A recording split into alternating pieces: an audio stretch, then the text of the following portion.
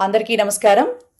కూటమికి సంబంధించినటువంటి కొంతమంది స్త్రీమూర్తులు పీతల సుజాత, జ్యోత్స్న, అలాగే సాదినేని యామిని, అరుణ, కీర్తన ఇలాంటి వాళ్ళందరూ, వాళ్లతో పాటు తమ్ముడు లోకేష్, అన్నయ్య పవన్ కళ్యాణ్ గారు కూడా చాలా బాగా వంగలపూడి అనిత గారికి సపోర్ట్ చేస్తూ దళిత కార్డు ఒకటి మెన్షన్ చేస్తూ ఎస్సీ ఎస్టీ అట్రాసిటీ కేసెస్ కూడా పెట్టేటంత పరిస్థితికి వచ్చి మరి ఎవరినో భయపెట్టాలని చూస్తూ ఉన్నారు. ఇక్కడ భయపడటానికి ఎవరూ లేరు కానివ్వండి. మాజీ మంత్రిని పట్టుకుని మాట్లాడినటువంటి ఆమె మాటల్ని నిజంగా ఖండించకుండా ఇంత బాగా మీరు ఆక్రోశాన్ని వ్యక్తం చేయటం మీ యొక్క ప్రభుత్వ వైఫల్యంగా భావిస్తూ మిమ్మల్ని అందరినీ కూడా నేను కొన్ని ప్రశ్నలు అడుగుతా దళితుల గురించే.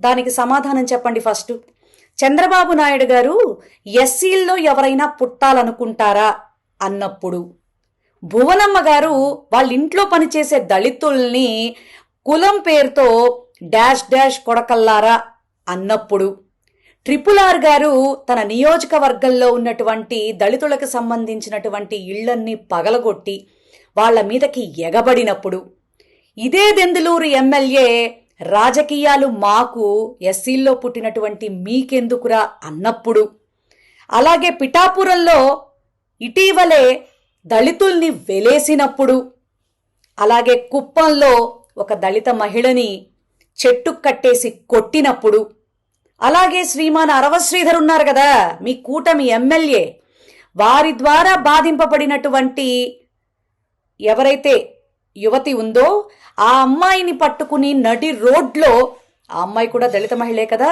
తాతంశెట్టి నాగేంద్ర కర్ర తీసుకుని కొట్టినప్పుడు దళితులు గుర్తు రాలేదా మీకు? దళిత కార్డులు గుర్తు రాలేదా మీకు? వాళ్ళు దళితులు కాదా? వాళ్ళు దళిత స్త్రీలు కాదా? చెప్పండి. ఒక మగ వ్యక్తిని పట్టుకుని హోమ్ మినిస్టర్ పదవిలో ఉండి వాడు వీడు అంటూ గుడ్లు పగలగొట్టడం మాకు కూడా వచ్చు అంటూ అసహ్యమైనటువంటి పదజాలంతో నికృష్టంగా మాట్లాడితే సపోర్ట్ చేసింది కాకుండా ఎస్సీ ఎస్టీ అట్రాసిటీ కేసులు పెడుతున్నామని చెప్పని ఎవరిని భయపెట్టాలని చూస్తున్నారు? న్యాయం అనేది ఒకటి ఉంది, అది గుర్తుపెట్టుకోండి. జవహర్ గారు కూడా పాపం మీడియాల ముందుకు వచ్చి ఎస్సీ కమిషన్ చైర్మన్ గారు మరి ఏదో మాట్లాడాలని ప్రయత్నం చేస్తూ ఉన్నారు. అయ్యా, వీళ్ళందరూ కూడా దళితులే. మరి ఈ అవమానించినటువంటి ఇప్పుడు నేను ఏదైతే చిట్టా చెప్పానో వాళ్ళందరి మీద కూడా ఎప్పుడు కేసులు ఫైల్ చేస్తున్నారండి? ఎప్పుడు వాళ్ళని నిలదీయబోతున్నారు చెప్పండి. ఇంతే కాకుండా జగన్మోహన్ రెడ్డి గారి కుటుంబాన్ని, విజయమ్మ గారిని, భారతమ్మ గారిని ఏ రకంగా ఈ వంగలపూడి అనిత గారు కానీ, బండారు సత్యనారాయణ కానీ, మరి ఇతరత్ర వ్యక్తులు కానీ రోజమ్మని పట్టుకుని ఎలా మాట్లాడారో, మరి భారతమ్మని, విజయమ్మని పట్టుకుని ఎలా మాట్లాడారో, మరి ఆ మాటలకి మిమ్మల్ని అందరినీ ఏం చెయ్యాలి చెప్పండి. నీతులు చెప్తే సరిపోదు, గుర్తుపెట్టుకోండి. మళ్ళా ఇంకొకసారి కూడా చెప్తా ఉన్నాం, ఆడవాళ్ల డిగ్నిటీ గురించి కానీ, ఆడవాళ్ళందరి గురించి కానీ ఆయన మాట్లాడలేదు. ఆయన్ని పట్టుకుని ఎవరైతే దళిత కార్డు ఒకటి వేసుకుని హోమ్ మినిస్టర్ నన్న అహంకారంతో వాడు వీడు అంటూ ఇష్టారాజ్యంగా మాట్లాడినటువంటి ఒక అహంకారపూరితమైనటువంటి వ్యక్తిని మాత్రమే ఆయన మాట్లాడారు.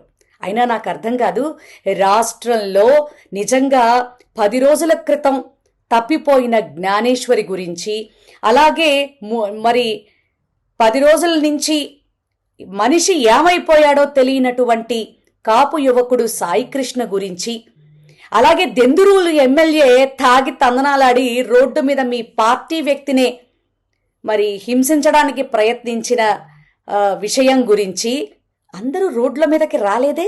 సిగ్గులేదా వెంకటకృష్ణ గారు మీకు?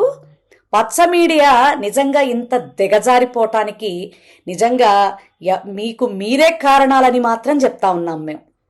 ఇవన్నీ ఏమీ కనపడట్లేదు. ప్రభుత్వ వైఫల్యాల్ని కప్పెట్టడానికి ఈ రాధాకృష్ణ, అలాగే ఈ వెంకటకృష్ణ, అలాగే ఆ వంశీ టాల్కం పౌడర్ గారు, ఆ సాంబ, ఆ మూర్తి, వీళ్ళంతా కూడా కాపుగాస్తున్నారంతే. కొంచెమన్నా సిగ్గుపడి సమాజంలో అసలు మనకి మంచి చెప్పేటటువంటి హక్కుందా, మనం అటువంటి వాటికి మనం సరిపోతామా అని ఒక్కొక్కళ్ళు ఆత్మవిమర్శ చేసుకోండి.